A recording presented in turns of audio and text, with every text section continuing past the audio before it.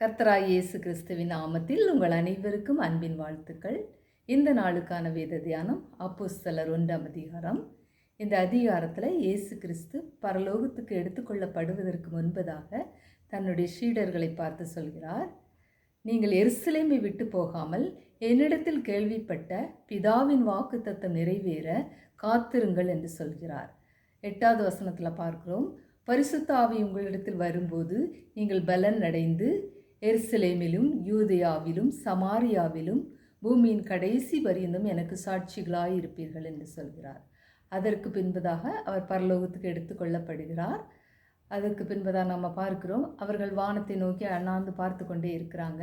அப்பொழுது 2 தெய்வதூதர்கள் வந்து சீஷர்களை பார்த்து சொல்கிறாங்க, கலிலேயராகிய மனுஷரே, நீங்கள் ஏன் வானத்தை அண்ணாந்து பார்த்து கொண்டிருக்கிறீர்கள்?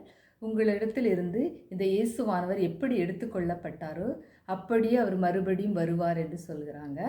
உடனே அவர்கள் அந்த மலையிலிருந்து இறங்கி அவர்கள் எருசலேமுக்கு திரும்பி போகிறாங்க.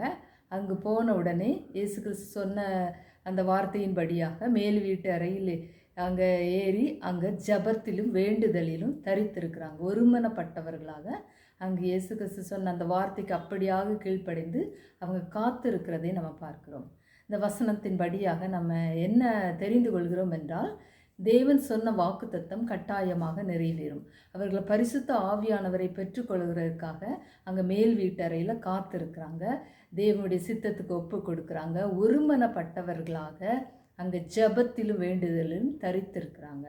அப்படியாக நம்முடைய வாழ்க்கையிலும் நம்ம ஒவ்வொருவரும் பரிசுத்த ஆவியானவரை காத்திருந்து நம்ம பெற்றுக்கொள்ள வேண்டும்.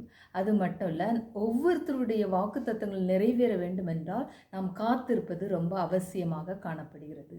தேவன் சொன்ன வாக்குத்தத்தம் கட்டாயமாக நிறைவேறும். ஏனென்றால் அவருடைய வார்த்தை சொல்கிறது, வானமும் பூமியும் ஒழிந்து போனாலும் என் வார்த்தைகளோ ஒழிந்து போகாது. அப்போ நம்ம காத்திருக்கும்போது நம்ம கட்டாயமாக ஆசீர்வாதங்களை பெற்றுக்கொள்வோம், பரிசுத்த ஆவியானவரை பெற்றுக்கொள்வோம்.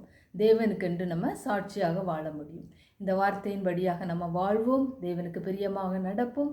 தேவன் தாமே உங்கள் ஒவ்வொருவரையும் ஆசீர்வதிப்பாராக. ஆமேன்.